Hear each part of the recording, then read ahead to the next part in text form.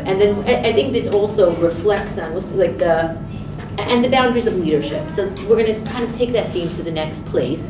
So just to orient ourselves a little bit in terms of like just important pieces of time period. So we're kind of moving along in history. We're talking about now studying Yoshiyahu. We're talking now about 648 BCE was his birth date. And if you think about just orienting it in terms of the destruction of the temple, that was 586.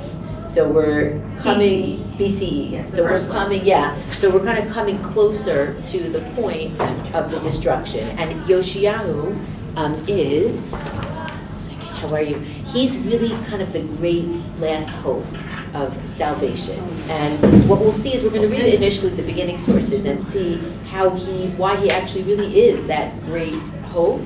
But then we're going to get to kind of our thematic piece of what are the fault lines of kingship, leadership, power, and human nature, and how does that, in a sense, sometimes ends up always being the king's Achilles heel and ultimately our own as well.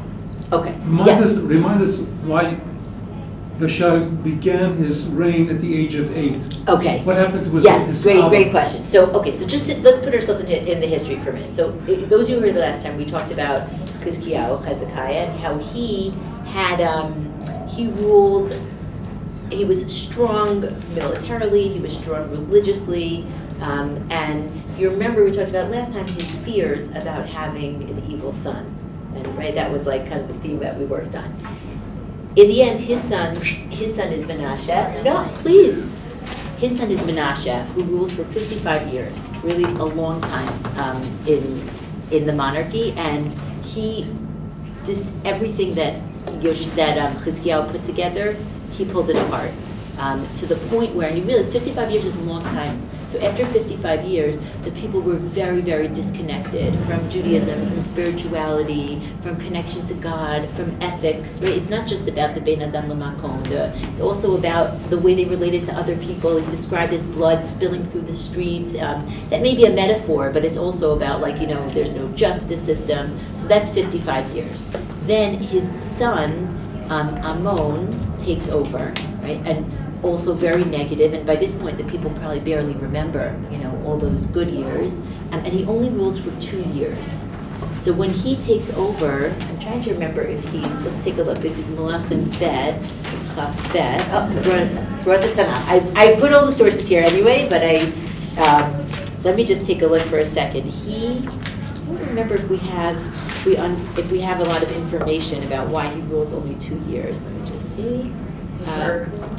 Actually, no, this is actually really important. Now, this is Chaf Aleph, or Malachim Bet Chaf Aleph. We're going to start Yoshiyahu in Chaf Bet, but here just what happened. So he continued, and he was. It says Vayazov et Adonai El Heavotav v'lo halach b'derech Adonai. So he didn't follow God's ways. Vayikashru Abdei Ammon Allah vayamitu et hamelech bebeito.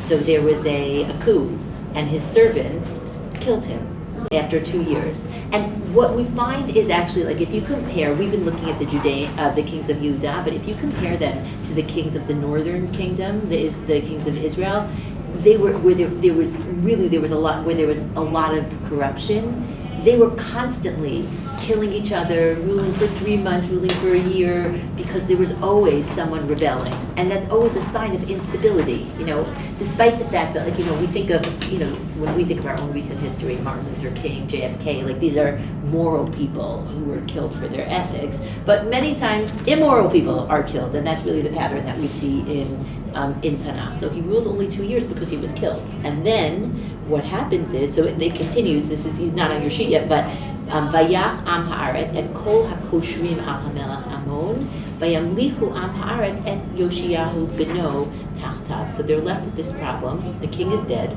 right? The Davidic monarchy has always continued, father to son, and now they have this 8-year-old kid. So he essentially becomes king at age 8. Now, a king at age 8 is not making any decisions. He's probably not playing with Legos, but he still is not making. Maybe he was, right? Maybe he was.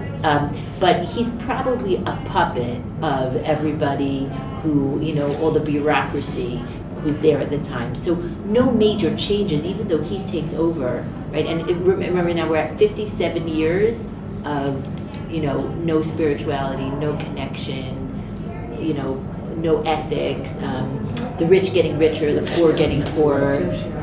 So now he comes in and he's 8 years old, and there's this no. Is Amon, sorry? Say that again.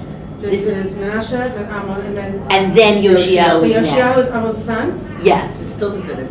Yes. So we're still actually Davidic monarchy does not break up until the destruction of the Beit HaMikdash.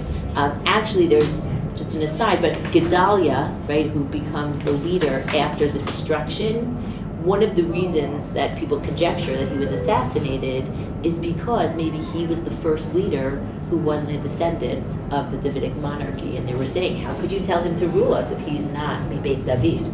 So you still have, it's interesting, we were just talking about this in my 11th grade class, we're talking about the kingship, and a lot of the students, as you can imagine, push back a lot about, why do we hand it over from like parent to child, and then the child is unethical, which is exactly what Chizkiyahu was saying. I'm going to have a child, my child's going to be unethical, and everything that I've created is going to fall apart.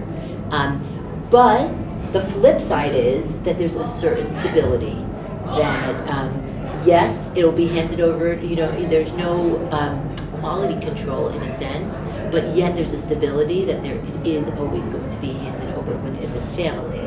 So there's pros and cons, and there's no perfect system. I think what the students, what we were struggling with, like as the students were discussing, is that because it's in the Torah, we want it to be like a perfect system, but the Torah is written for an imperfect world. So people are still human, and we're kind of figuring out what is the best way to deal with, people and human nature and our own imperfections. Okay, now, so what happened? So let's read about Yoshiyahu. We're going to start out by analyzing kind of all the, so I gave you all the Tanakh sources are here, and then we're going to look at some, kind of like last time, we're going to do some midrashim after, but we're going to first look at, he's an incredible king. Yet, we're going to ask the same question. He doesn't have a legacy that continues afterwards, and why? Like, what's happening there? Okay, so let's take a look. And it's in Hebrew or in English. Feel free to follow along however you want. I'll read the Hebrew. I'm going to highlight the main psukim and translate. Ben Shmona Shana Yoshia b'Malko v'Shloshim v'Achat Shana b'Malach b'Yerushalayim. So just want to know, he began at age 8, but he did rule for 31 years, which meant that he had an impact. You can create a real impact in 31 years. Okay, so what did he do? Right, and by the way, we should also note already that, what that means is, once again, he died young. The question is also, when did he really start ruling? Right, good. You're going to see that. That's going to come out. When did he start ruling? And also, we're already, just because we're sensitive from that Chizkiyahu story, also that he did, again, die at a young age. What happened? 31 years was great. I would have rather that he ruled for 71 years. So what's happening here? Okay, but I'm skipping to, so then Pasuk Bet, Vayas hayashar b'nei Hashem, vayelech b'chol derech David aviv, v'lo sar yaminu small. So already kind of used to this language. He followed, he did righteous in the eyes of God. He went in all the ways of David, his father. Whenever you do right, you're connected back to the original king, David. And he didn't turn right or left, meaning he was really on the path of trying to get the back. Now, how did this happen? Right, because it was a time when nobody would have told him what was good. So here you go. It was in the 18th year of his kingship. His kingship or his age? His kingship. So that's from the age of 8, it was still considered his kingship. Yes. So he was But he was not 26? really operating. Yeah. Now, what it says, Divrei Hayamim, so we have these parallels. So, whenever we're trying to put all this together, so this time period, we have a lot of different sources to look at. So there's Melachim, right, the kings, and that's going to give you a summary of each of the kings. Then you also have Divrei Hayamim, Chronicles, which is going to give you a more extensive summary of the Davidic kings, because that was the goal of the book of Divrei Hayamim, to really go through, what made the Davidic kings who they were. So there's always a little more information in Divrei Hayamim. And then we have the Nevi'im Achronim sources, like Yeshayahu, Yirmiyahu, to see what was the prophetic message at the time. Very often it's minus the history. Okay, so in Divrei Yamim, I think it says that at 12 years in, I think the language is Heichel Lidrosh Elokim. So he was age, right 20, maybe he was like late teens, and something started to sit not right with him, which I think developmentally makes a lot of sense, right? Like, when do you start ruminating about like ethics and like your place in the world? An 8-year-old is just like, what's for dinner tonight? But by the time you get to the late, the teens, the late teens. So when was it? I think it says it was in the 12th year. The 12th year. Although now it was either the 8th or the 12th. Either he was 16 or 20. I'll check it up when we get to the Divrei Hayamim source. But when he got to that age of like trying to understand, and so you could imagine, we have to read between the lines, but he started thinking, he started philosophizing, maybe he started consulting with people like, something's not right about this system. There's no God in our lives. Ethically, the way the courts were running, right, where there was no justice, and this is where he's at. Now, in the 18th year, Shalach, Shalach HaMelech et Shaphan ben Atalyahu ben Meshulam HaSofer Beit Hashem Lemor. Yeah, so he's going back into the house of God, and he's I think this is like kind of stage 2 of his spirituality. He's trying to figure out, okay, now what do we need to do? And he turns back to this idea of, if we can create the Beit HaMikdash to be a center, again, of ethics, right? The courts were there, and also spirituality, that will bring the people back. Alei el Chilkiyahu Kohen Gadol v'itnei al hakesef hamuva Beit Hashem asher asu shomer asaf me'et Hashem. So he collected money in order to kind of do this whole big rebuilding project, right? I'm trying to get the Beit HaMikdash back in order. Now, wait a second, I'm sorry. Yeah, go ahead. It had been built already? Yes, okay, so where are we? Just orient ourselves in history. Shlomo built the Beit HaMikdash. But right, so it's instruction. But what you have to realize is probably during the 55 years of Menashe's rule, nobody went. If something's not kept up, the structure was still there. Probably the structure was also falling apart. I kind of think about like when you have a community that is a really big moving community, and over time, right, you go back and you see, like, I could think like, you go to a lot of shuls that, in that day it held hundreds of people, and now you have this big, structure and barely pulled together a million, right? And also because then financially you don't have any money going into it, things start to go wrong, it's not held up. So that's what we're talking, the structure is still there, but nobody is going there. So Yoshiahu's idea is, let's make this a center again. So he's collecting money in order to do that. Thank you. Sure, no, and please, stop and context also. It's all right. Okay, Chet. Now look at, we're going to go to Pasuk Chet. So, Vayomer Chilkiyahu HaKohen Gadol El Shaphan HaSofer. Okay, so the two people working on this are Chilkiyahu, he's the priest, and then Shaphan, he's the scribe. And he says, Sefer Torah Matzati B'Beit Hashem. Okay, we found a Torah in the, okay. So, first of all, this is like a very kind of a famous It's like you read scene. it, they hadn't even known it was Right, there. okay, so the first question we ask is, right, like, why are they so shocked at finding a Sefer Torah? Yeah, so there's a bunch of different, you're suggesting that they just haven't seen a Sefer Torah. In my head, I didn't say it out loud though. Did you say I you said, said, no, you I said that? they were actually surprised that there was something that they found it. Right, so it could be. No, to me, right. I said that No. means that they didn't even know that, no one had been there at all, so they Right. didn't even know that it was there in existence. Right, yes. Maybe they were shocked because they knew that there was Avodah Zarah going on in there. Mm-hmm. And that they would assume somebody would have taken out the Sefer Torah. Right, yeah. Certainly the Sefer Torah is out of favor at that time. Like, it's not like, I think about like our students running through the building, where's your Tanakh? Like, finding the Sefer Torah was shocking. Now, it could be just some other suggestions are, some people say it was because they found the Torah that Moshe actually had written, which was handed down through the generations, and because nobody cared and the building was decrepit, I almost imagine like the Genizas, like when they found like the Cairo Geniza, like it was stuffed up in like a, in a roof or an attic, so maybe part of it was just finding this like Torah that nobody had even cared to find before. One other possibility is that it was open to a section that was like very meaningful. And, you know, sometimes you find a book and it's open and you pick it up and you're like, oh, that resonates because like this fits in with, you know, maybe it was open to something specific, but this Sefer Torah somehow causes a shock. Yeah, okay. They continue, maybe we'll I'm going to summarize a little bit so we'll get to later sources, but he says, so they go to the king and they say, we found the Sefer Torah, and the king tears his clothing, you know, right? Okay, there's something beautiful happening, but because the beautiful thing is happening, they're also noticing how much they've lost and how much is missing, you know, that 57 years have passed since anybody cared about the finding of the Sefer Torah. So this shakes everybody up.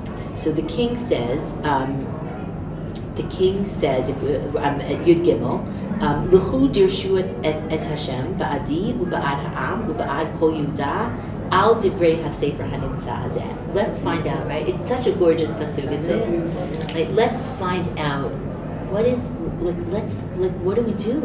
We found the Sefer Torah. What is the meaning for us? Ki nimtza chamat Hashem asher hi right, I'm sorry. Ki gidola chamat Hashem asher hi netzta banu al asher lo shamu avotinu al divrei hasefer hazeh l'chasod kol hakatuv aleinu. Because they realize, well, there's a disparity between what's written in this Torah and the way that our lives are running, and what do we do about it, and what's God's reaction? So vayelech Hilkiyahu Kohen va'achikam va'achbor v'shafan va'asaya. This is the whole group. El Huldah HaNiviyah. Okay, so they go to Huldah, one of the women prophets, and they tell her about this Sefer Torah, and she basically says, yep, you found it, and gives a very, very harsh prophecy. Because of all this that happened, terrible things are going to happen to you. And then she turns to the king. Her message to the king is, although you, since you've been very righteous, you will come to, you know, you'll be okay. You will, let's see, she specifically says,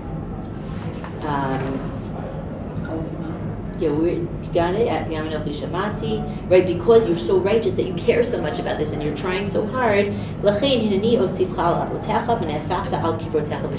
you will die in peace. Okay, so you yourself, the personal nivuah, is that you will have a peaceful end, but for the nation, it's done. What's done is done. And this is actually a theme in Sefer Melachim, that post the monarchy of Menashe, there was a gzerah, there's a decree based on your actions, and the temple, Beit HaMikdash, is going to be destroyed, and there's nothing you can do to prevent it. The thing is, it makes you wonder, if they hadn't made the discovery of the Sefer Torah, would they have gotten this nevuah? Probably not, right? So they could have, in other words, they could have carried on their bad ways, and as long, like... Yeah. But actually, it's really, the response is really a personal response to Yoshiyahu. Yeah. Because the people have already done it, their fate is sealed. Mm-hmm. So the response only comes to him, so he may not have known, he would continue to try, he probably will continue to try, he may have continued to try throughout his life to bring the people back to Torah, but, and then he would have died and not seen the war without the Nevuah. So is the Nevuah really essential, or is the Nevuah essential? I always come back to this, is Nevuah what's really going to happen, or is it a potential? Right. 100%. And we, like, when you think about Nevuah, lots of us like turn to prophecy and think, oh, what's the goal of prophecy? To tell us what's going to happen in the future. That's not the goal of prophecy, right? It's very rare that the prophets actually said, let me now tell you exactly what's going to happen. Instead, they would say, if you continue on this path, this is what's inevitable that's going to happen. But you have the opportunity to change, and you can change your end. Now, what Huldah does, what's weird about what Huldah says is that last part is missing, right? What Yoshiyahu probably wanted to hear from her was, okay, you can change, do this, do that, and then, like, we'll be able to build things up again, the ethics and the ritual, and the Beit HaMikdash will be the center, and, or like, going, like, that's what we wanted to hear, Tikkun Olam, but that's not what she says. Now, if it was me, I'm done. Like she just said, there's no hope. You'll die okay, you know. I don't think Yoshiao on a personal level like would have stopped his own practice, but she basically said there's no point in this whole national, reform that you're going through. Why? Because her approach is, listen, you've reached a point where things have gone so bad that the punishment has to happen. I like see. that the punishment, right? And this is a different theme that comes out later in Yirmiyahu, where like accepting the punishment is actually part of the repentance in a way. And so I don't think she's saying that there will be no rehab like in the big picture, but for what you're trying to do, like rebuild, like build up Yushalayim once again and get back. It's too much has happened. I think of it almost sometimes like as like it's you can compare to like thinking about like marriage, divorce. Like she's saying like there's no more hope for this. Given that everything has happened. It's also medically, if somebody has a catastrophic diagnosis, and even after the point at which it's kind of clear there's no other solution, it doesn't stop people from trying or hoping. Right. Yeah. Right. True. Right. Okay. Now Yoshiao is not that kind of a king. So if you look what he does next, take a look at on page 2. You have Melachim in Hebrew here, or I apologize. I do not have the. You know what? I had made a source sheet on Sefaria, and I accidentally forgot to save it. I was treating it like Google Drive, and then I realized I didn't have it, so I quickly put it back together, like just the right. So you only have the Hebrew? I only have the Hebrew here. So Do they need the English? No. Okay, because I have Okay, so yeah, I'm going to explain. Okay, so then Vayishlach HaMelech Vayasvu alav kol ziknei Yehuda v'Yushalayim Vaya'al melech Beit Hashem v'chol ish Yehuda v'chol Yoshrei Yerushalayim ito ha'kohanim ha'neviim ha'am l'mikatan ad gadol Vayikra ba'azneim et kol divrei Sefer HaBrit ha'nimtza b'Beit Hashem. So the king mobilizes the forces, gathers all the leaders, gathers all the people, takes this book, this Sefer Torah that they found, and he reads it to the people. A lot of people conjecture because it's called Sefer HaBrit, like the Book of the Covenant, that maybe what he read was parts of Sefer Dvarim, right, where there's Moshe remakes the covenant with the people, okay? And maybe specifically it was the brachot and the klalot, the blessings and the curses, and that was what jarred them so much in the beginning, seeing like what Moshe said, if you do this when you get to the land of Israel, this is what's going to happen to you, and now they're realizing, yes, that's exactly what's going to happen to us. So Yoshiao grabs the moment, reads the Torah to the people. Vayamod hamelech al ha'amud. So you have to like picture him. He's like standing on the podium. Vayichrot et brit livnei Hashem et habrit. He says, okay, let's renew this covenant. Now he's kind of like Moshe here, right? Like because there was Har Sinai. Right. 40 years later, Moshe says, let's make a covenant again. Right? We're going to promise that we're going to do it right. They went in. They didn't do it right. Inevitably, like kind of the human nature piece kicked in and agreed to follow along with this covenant.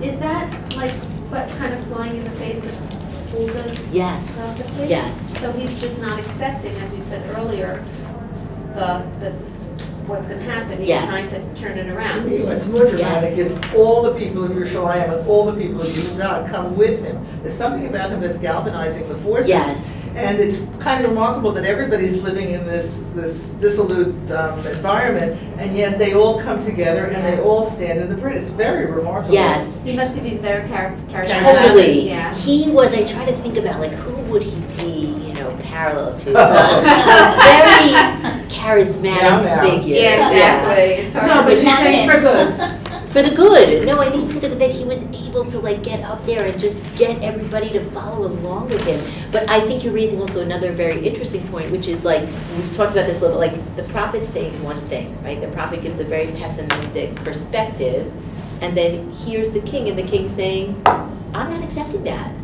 And is that, well, how does that work? Like, is the Well, king he's- supposed to defer to the prophecy? I think there's a Like, difference. where You you? said also, you said there's always saying the potential of. Right, So he went with the potential of, because Right. he was also told that if he doesn't, that he's going to die young, Right. that he's going to die and not see the destruction. right, So that's an ambiguous message. That's Right. right. You're not going to, you're going to die, but you're going to die in peace, but you're not going to see the destruction. Mhm. So the question comes in, he's saying, well, let me at least try. So when he Right. dies, they may be going on the path, Right. and then they turn, when he dies, Right. it goes off, and then they just, Right. the old thing comes back. So he could be saying, I'm using the word potential of the Uh-huh. that I'm Right. You can also see it in a very righteous way because he understood, Hulda told him he's going to be fine. So he could have just lived out his life and been fine. But he still wants to do something for the Right, people. right, yeah. He's not taking no for an answer. He really has that piece of him that he's gonna push. Absolutely. It's also interesting that the word asaf is repeatedly in these passages, and asaf is used in Tanakh as death, but it could be gathering for life or gathering for death. And so very similarly to what you're talking about choice, is that depending on which leader you're going, sort of following, which one of those paths are you taking? Right, and it's such a good point because it's actually, it's about him, right? She said, you will be asaf, like you will be gathered in death, you will die, and he says, I'm not going to wait for that passively to happen to me, I'm going to make that happen. It's funny, I'm thinking of Yitzhak Greenberg's speech at SAR. Right. That What do you do, right? What do you do when everything looks like it's going to shut down and 3 schools that are not, No, I mean the other part. which part? The remind me. With the teacher. Oh, yes. I was very happy that He took responsibility. 100%. Yeah. Yeah. Yeah. You can watch it online now, the dinner. I did, it was posted the other Yeah. day. Yeah.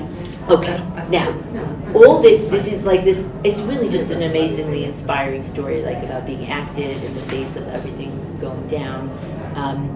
But if you take a look at Divrei Hayamim, let's just look at the end. Taking responsibility is such an incredibly key phrase for all of us. So Mhm. it's very potent. It's very potent. Yeah, yeah.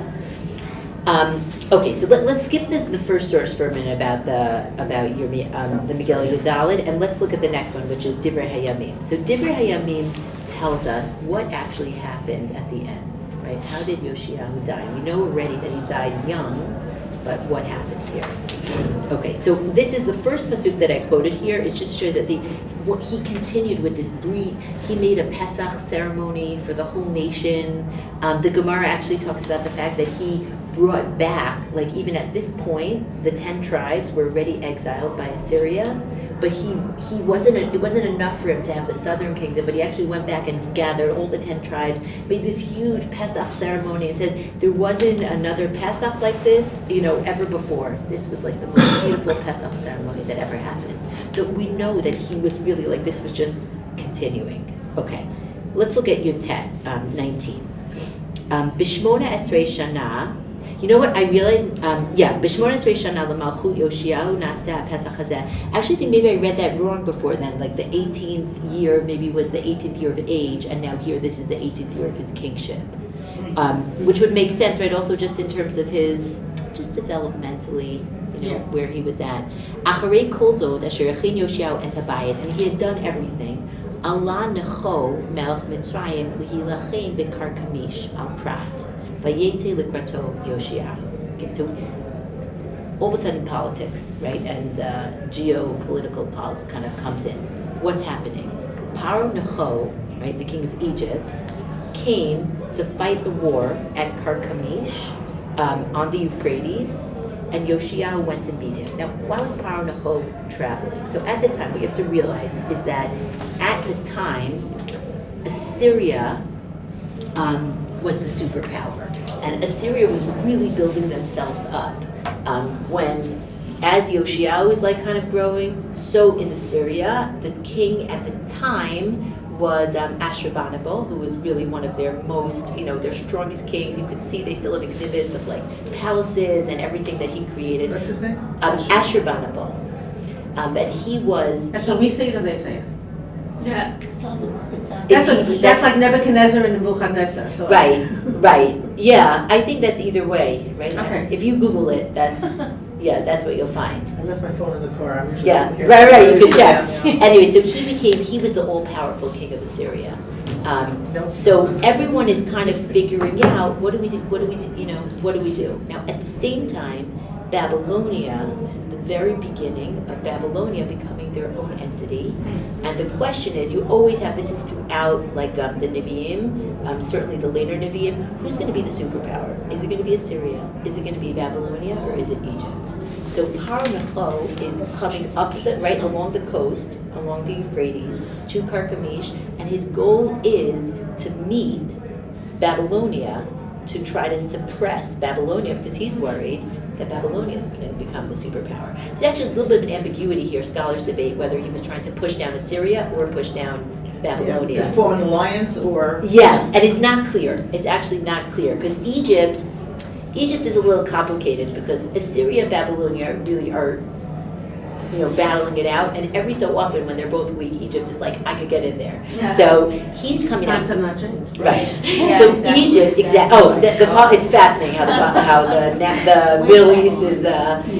Okay, so he's coming up. Now you realize in order. Where is yeah. Babel in the? Isn't Babel, isn't that Iran? Yeah. Yes. So what the way that Persia. yeah. So since Egypt is south, the way that Egypt is going to get there is he's travel through Israel.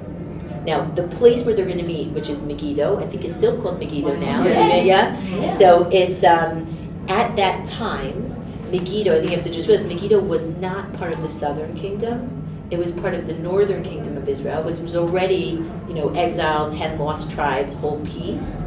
But you have to remember that Yoshiyahu wants to get that part back. Okay, so he's coming up, and this war has nothing to do with Israel right now, because you know what? Frankly, Israel's just not important And they enough don't to go be part of by this the war. Mediterranean. They don't go by.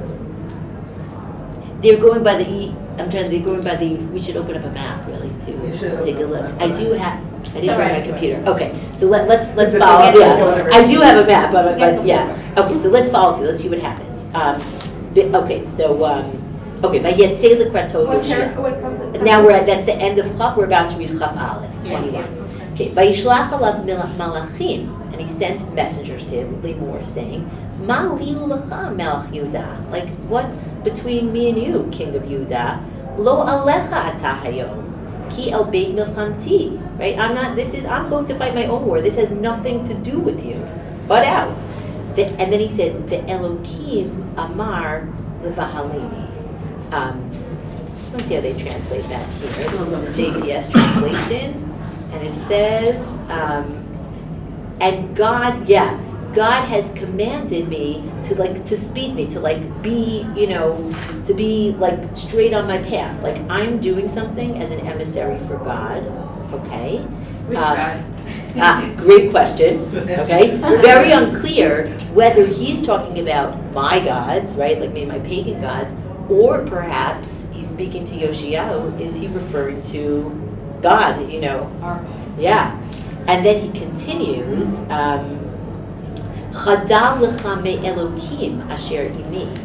And stop from fighting with God, who's with me. Va'al yashchitecha. And then I That's an won't kill you. assumption. I assumed there that it was. That God's with him, that's an assumption. Well, he started, Yes. that's his concept. Yes. His concept is God is with me. He wants me to do this. This is not about you. So just back off, and then nothing bad will come to you. V'lo hisei Yoshiyahu panav mimenu. And Yoshiyahu doesn't turn away. Ki hilachem bo hitchapes. He was preparing. He wanted to fight him. V'lo shama el divrei necho mipi Elokim. And he didn't listen to the words of Paro Necho from the mouth of God. It's almost making like Paro Necho now as a prophet. Vayavoli lachem bevigat Megiddo. They fought at Megiddo. Vayoru hayorim lemelech Yoshiyahu. And the archers, right, shot at Yoshiyahu. Vayomer, and you could just, it's very graphic. Like you could picture, he's not dead yet. Vayomer hamelech la'avadav. Haviruni ki hachiliti ma'od. Right, take me because I'm very sick. I'm about to die. He's really on his last breath. Vayaviruhu avadav min hamerkava. Vayirkavu al rechav hamishna asher lo. Vayilchihu Yerushalayim. They're able to bring him back to Jerusalem on a chariot. Vayamat ve'kaver b'kibrot That avodah. is going to die peacefully. Exactly. Right. So, right. Maybe that was the plan, but he didn't listen to, maybe this was some type of nevuah. Yeah. That So. he should have been, for some reason, that he should have been able to pick up on. Who knows? Yeah. Right. So we have there's a lot of problems here. Okay? What happened here? Like he was supposed to, he had a prophecy he was going to die peacefully. This is the opposite of a peaceful death. We also talked about last time in Tanakh generally, and again, it's not true now, we don't use this equation now, but Tanakh's equation generally is that if somebody dies young in an unusual way, there's a reason. Right? That there's a theological, some kind of reason. We're given behind that it. today. That's what, if someone young dies, they're always saying he's going to accomplish what a Kadosh Baruch Hu wants him to accomplish in this world. I never heard that. Or he's, I never heard that. I heard that when I was very young, my grandfather was a Rav, we asked him, because it was a young person who died, my cousin and I went, how can a young person like this die? And he says, everyone has a tough kid in this world, and when their tough kid is really done, and if they're righteous, HaKadosh Baruch Hu will take them at that time. So whatever it was that person was supposed to do, Amazing. that was, we took them. And it was, we didn't like it, but it was a logical, almost a logical, psychological, soothing kind of thing to say. It's in different, I think different people. But he may have, but you're saying also that he may have lived longer than his time. In other words, your original Nevuah didn't say when he was going to die. So if he hadn't done it this for all we know, he may have had a very Right, but long. he did, but Shalom, this is the opposite of Shalom, he died in war, so that piece, certainly doesn't play out. But I think meaning everyone finds comfort, I think, in different ways from our, but I think we live much more with like questions and assumptions about like Tzaddik Baralo and theodicy. In Tanakh, they generally, there's certainly Tanakh and the Midrash, if not, tries to figure out where do we go with this, like what do we do? So we have this issue. We also have this issue of he did so many good things, just let him finish, let him complete the path. It's so great that he didn't suppress himself. Let him finish. And also, I would add that if the Nevuah was in fact not to fight, what's his name, Nochul? Okay. Why doesn't God just tell him that himself? Right. So it doesn't have to be so mysterious. Right. And then- Yeah. Absolutely. Right. Let me add one other layer of questions to what's happening here. It's very strange that Yirmiyahu is absent from this story. So first of all, we have to realize Yirmiyahu ruled during there were 4 kings during the time period of Yirmiyahu. Yoshiyahu was the first. Yoshiyahu, then Yehoyakim, Yehoyachin, and Tzidkiyahu was the last king. Some of them ruled only 3 months or 11 years at the most. Yoshiyahu ruled a long time. He accomplished a lot. And he was the one who was on board with Yirmiyahu's mission. Let's try to save the people. Let's try to save the temple. Let's not go through this exile. Let's rehabilitate on our own without having to accept the punishment. Why is Yirmiyahu totally absent from this story? And not only is Yirmiyahu absent from this story, but Yoshiyahu is absent from the story of Yirmiyahu. Now, there's only one place in all of the book of Yirmiyahu where the time period of Yoshiyahu is mentioned. And in the time period of Yirmiyahu, the stories of Yirmiyahu, there's a lot of references to historical events. And there's references to other kings. So if this was the most poignant time period, where is Yirmiyahu in Yoshiyahu's story, and where is Yoshiyahu in Yirmiyahu's story? Maybe that Yoshiyahu was, at this point, he was so righteous, Kadosh Baruch Hu didn't need Yirmiyahu to tell him what to do. Mm-hmm. He was instinctively doing it right. That Yirmiyahu was on vacation. Right. That is actually a really good answer, right? Because if you think about it, what message do we need, for the generations? Well, we need the message of how do we change? How do we fix ourselves? And in a way, if Yoshiyahu was doing that and the people were changing and they were fixing themselves, Yirmiyahu didn't have to stand on his, little soapbox and say, guys, you're doing this all wrong. And so maybe we only get, and that's why when we read it, it's so sad and it's so negative, because that's the times that we really needed the prophet to stand up and say something.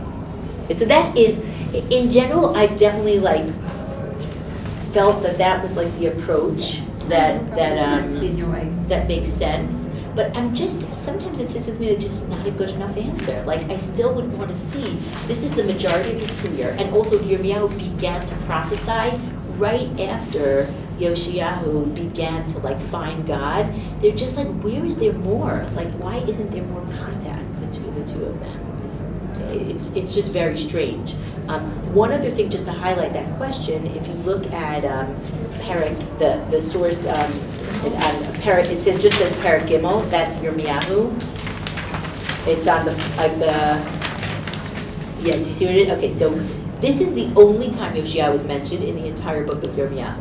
And I just want to read it, it's not a positive piece. Vayomer Hashem Elai b'mei Yoshiyahu HaMelech.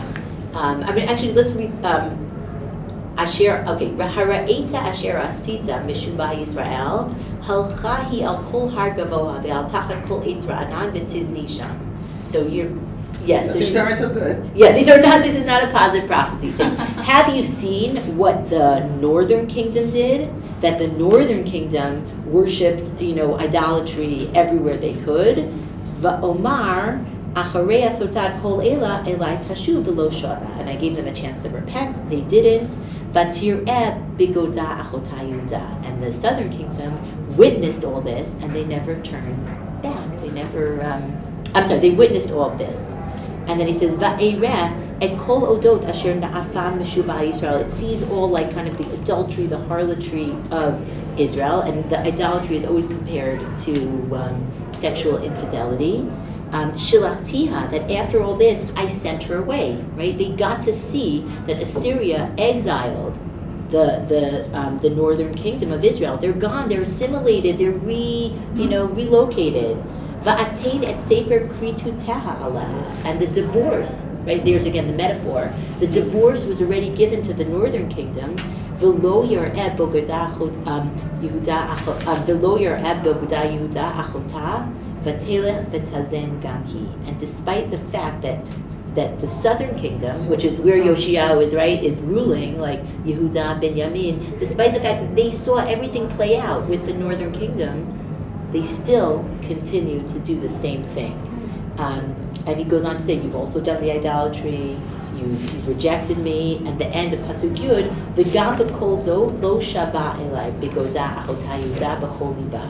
And despite all this, the southern kingdom, Yehuda, has still not returned to me with all her heart, ki'im b'sheker, only with fallacy. So says God. Now, we would have expected, if there was one prophecy in Yirmiyahu that mentioned the time period of Yoshiyahu, it should have been beautiful. It should have been maybe references to like Har Sinai or like commitment, and yet this is the only prophecy So we that's don't stated. know when, it just says Bimei Yoshiyahu, we don't know when in the course of his kingship. It can be when the advisors are doing whatever they're doing to continue Menashe's rule. We don't know. Okay, so we have a bunch of possibilities. One possibility is that this was given earlier, right? And Yoshiyahu was still playing with his Legos and having his play dates or whatever. And Yirmiyahu was going out and saying, come on guys, you have to return. Okay, so that is one possibility. But the other possibility is that Yirmiyahu gave this prophecy even after Yoshiyahu was doing everything that he was doing, and that maybe the rosy picture is not exactly as we walked away with it from Melachim. As we talk about the reality, and we talk about how people vary in their observance or they're paying attention to this Jewishness today, it's not different from the way it was ever. So that even if we have a whole bulk of people, everybody's showing up. Not everybody's showing up full-heartedly. Some people are showing up because their neighbors are showing up. Some people really aren't showing up at all. But you count the number of people at the inauguration, and it's the biggest ever. Right. We're not allowed to talk about it. We actually haven't. This is the longest time that we've gone without making any political references. So There was one earlier on. There was, yes. So it's so it raises these fascinating questions, like, is the king seeing one piece, and then maybe the prophet is seeing something else, right? That the king is seeing this whole rosy picture, and everyone's there, but is that the reality of what's happening? So I would just say, this is really like an eye-opener. He's telling an eye-opener to Yoshiyahu, it's not what you're thinking. Right. They really are, he says here, Or Kim Sheker. Right. Kim Sheker, they're doing things, but it's surface-wise. Right. Underneath, they really are not believing Right. everything. It's all good hunky-dory while you're here. Right. It's not the truth. Right. So that would be Right, exactly. That's a very, well, I can't say anything. Which is, no, No, oh, I learned, we learned in school, we have to do Yirmiyah 3 times, and if any of 3 our- times? I Yeah, didn't do well, it we- once, well, and we I had went to in high elementary school. school. Well, that's the teacher we had, and to this day, say anyone who went to my class, I'm learning Yirmiyah, and they look at me, why? It's a Feel that way about very, your I don't know, dad. negative. it's very negative. Very, very negative, down kind of nevuah. I Yes. would like to think I didn't make us the Yeshayahu also. Right. It Yeshayahu actually is more positive, there's a lot of. There is some positive, but it's also, But, the wording is very difficult, but this one, right. I remember Yirmiyah was 3 times. But that's really what the prophet has to do, and that's why people, like, he has to, like, show, like, you know, when you want to just have a feel-good moment, the Navi He's is the very downer. often not going to let you have that, because what is that moment? Now, I want to see, how does this come out in kind of Chazal's perspective on Yoshia's death? So we have to deal with Yoshia's death, and when I say we have to deal with it, first of all, we have to deal with it, because we have to deal with, how do we deal with bad things happening to good people? And also, they had to deal with it. Can you imagine the terrible despair after you have this wonderful king, and everyone's there, and everyone's at the inauguration, and everyone's at the commitment ceremony, and then all of a sudden, he's a healthy, young, you know, active king Very is young. killed, and what do you do with that? So I think there's like a question for them at the time, and there's also a question for us. And what's interesting is that Chazal, right, deal with it in all different ways, and you could probably predict how Kohelet will, each one, L'shitatam. Okay, so take a look here. Let's look at, so Kohelet, the first source is based on a pasuk in Kohelet. And if you, another depressing book, if you want to read a depressing book, is Kohelet, Hakol Hevel, right? Now, okay, so let's see, this is a pasuk from Kohelet Perek, Hakol Asher Lakol. Mikra achad l'tzadik v'larasha. Are you Right? reading from, were you reading? Oh, sorry, it's, Oh, the bottom, I'm sorry. At the bottom, Okay, yeah. all right. Everything is the same. It's the same outcome, the same end that happens to the righteous person and that happens to the evil person. Right? This is very Kohelet-esque. Right? Latov v'latahor v'latamei l'zaveach v'la'enenuv zoveach. Right, to the person who's pure, the person who's impure, the person who brings korbanot, to the person who doesn't bring korbanot. Katov kachotei hanishba kasher shavua yareh, like to someone who makes a lot of promises, which Kohelet is very against, or somebody who's afraid to make promises. So basically, this is like a very Kohelet type statement, like everything, right? Everyone's going to come to the same end. So don't He's think right, that. everybody's gonna die. Oh yeah, totally. There's a piece of Kohelet that's so like it's always like. Yes, like let's just call it what it is. Yeah, I mean, in that Yeah. sense, physically, he's right. Okay, so Kohelet Rabbah is the midrash on Kohelet, and this is what the midrash says here. Okay, so the midrash tried to say, well, what is Kohelet referencing specifically here? So he says, Lazoveach, to the person who brought korbanot, ze Yoshiyahu. Okay, we know that Yoshiyahu was part of these big ceremonies with korbanot, so this was Yoshiyahu. Dichtiv, like it says, and this is from Divrei Yamim, Vayorem Yoshiyahu. Okay. Vayorem Yoshiyahu Livnei Ha'am, that Yoshiyahu brought many korbanot for the people. V'la Asher Inenu Zoveach, who's an example of someone who didn't bring korbanot? Ze Achav.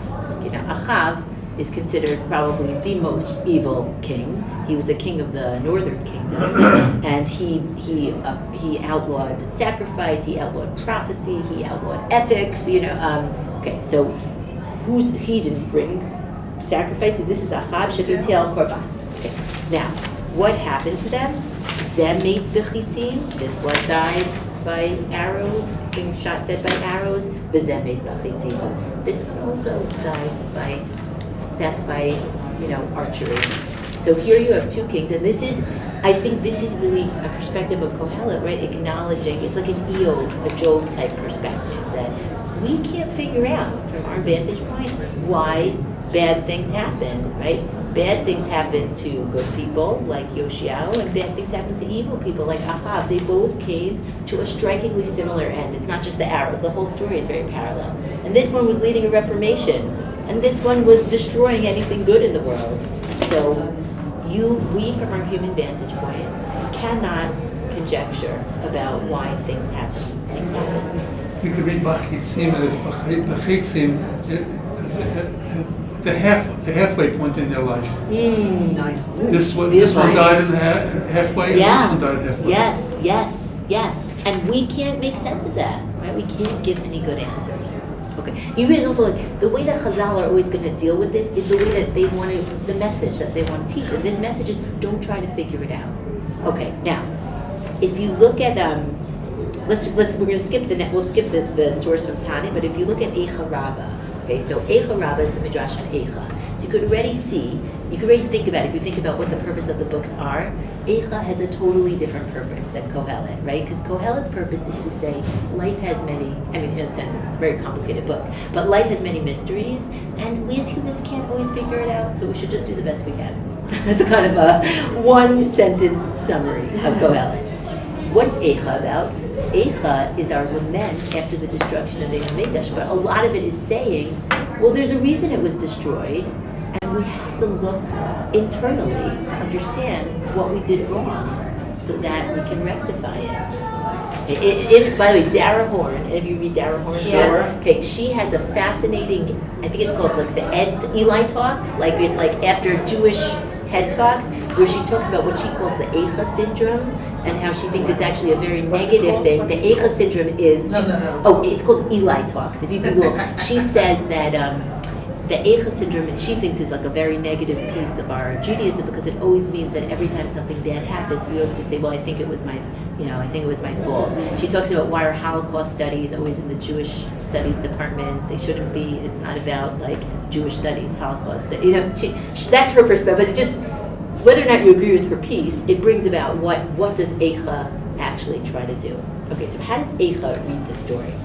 Okay, so he says, Tzadiku Hashem kipihu mariti. This is a quote from Eicha. God is righteous, and I rebelled against his words.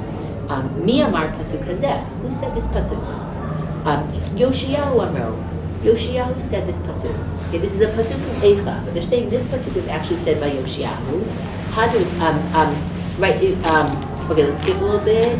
Okay, Acharei kol zot asher echid Yoshiyahu et habayit alav par nechol melech Mitzrayim l'lechem b'karkamish al prat. This is our verses from Divrei Yamim. Vayetzi l'krato Yoshiyahu vayishlach alav melechim lemor mali l'cham melech Yehuda v'lo esei panav mimenu ki l'lechem bo yitchapes v'lo shama el nechol. Okay, Zeh paro. So you hear just a quote from Divrei Yamim. Okay, what happened? The end of the war. Mi amar chadal lecha me'elokim asher imi be'al yashlitecha. Who actually said, stop fighting with God who's with me? Mipi Elokim, right? He's asking, how could it be that Paro Necho is giving prophecy, right? And saying, God is with me. So he actually says, Zeh Yirmiyahu Hanavi. This was actually, he's writing Yirmiyahu back into the story. This is Yirmiyahu Hanavi. He's the one who told him not to go to war with Paro. Sha'amar lo, Kach Yeshaya Rabbi Amar. This is also the message of my teacher Yeshayahu, who also said, don't get involved in all these wars, specifically with Egypt. Next line, Amar le Yoshiyahu, Moshe Rabba de Rabcha Amar v'cherev lo tabor ba'artzachem. Right, so now we're moving into a different, there's a story within a story here. There's a different dialogue that was happening here. And I'm going to finish in literally a minute. Yoshiyahu said to him, Yirmiyahu said, don't get involved in this war. It's not for you. Why are you doing this? But then Yirmiyahu responds and he said, Yoshiyahu responds and he says, no, but there's a pasuk in Vayikra that says that in a time of good, when people are doing the right thing, cherev lo tavor ba'artzachem, there will be no war in your land. That's one of the brachot that are in the Torah. He's trying to avoid Paro going. He said, yes, exactly. I won't even allow Paro to come through my lands because if we're also righteous, then there should be no war in the land of Israel. Afilu cherev shel shalom, even a sword of peace, even if it's not against you. This is the ikar. V'lo haya yodea Yoshiyahu shekol doro hayu odim avodah zarah. But Yoshiyahu didn't have the vision or the recognition that his generation was actually not so righteous as he thought. His assumptions were all based on the righteousness of his generation. But Yirmiyahu was coming to him and saying, no, your generation is not so righteous. You think that they're all doing the right thing, but they're not. And it says, Leit Zanei Hador Mahayu Osim. This is a kind of a famous a famous midrash that like the like idolaters of the generation would like create like a door where like the people would come in, Yoshua would send the religious police out to check, and the idolatry would be like behind the door. So even though they would come in, they would never see it. Okay, and and then he ends up saying, Tzadiku Hashem ki piyu mariti. Only at the very end does he realize what his mistake was. Okay, so fascinating midrash on so many levels. First of all, the contrast to Kohelet, right, which is just saying, you have to accept what happens. Righteous people have bad things happen to them. That's life, and we don't understand every mystery of life. But Eichel say, no, we can dig deep, and we can find something. But what do you find here? You find that sometimes very righteous people who are on a mission can have a tunnel vision of how much is everything really being accomplished. And Yoshiyahu himself, if you go back to the Psukim in Melachim, which I think you brought out before, he made the ceremony, right? A lot of people came, but what were they doing? Were they really with him? And the dangers, I think, and this is really, I don't mean we should come to his, to his ankles, as they say, but the danger of sometimes charismatic leadership is also that, how much are the people with you? You can affect all these great changes, but if you're so charismatic and you're so driven, then it's so easy to lose what's the reality on the ground with the vision.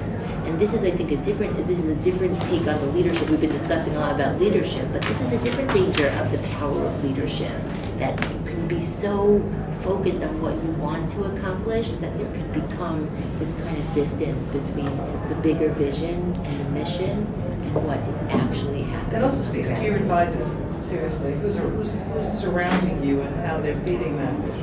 And it also speaks to the advisors that you hired. I meant it about this. Yes, really should have a button.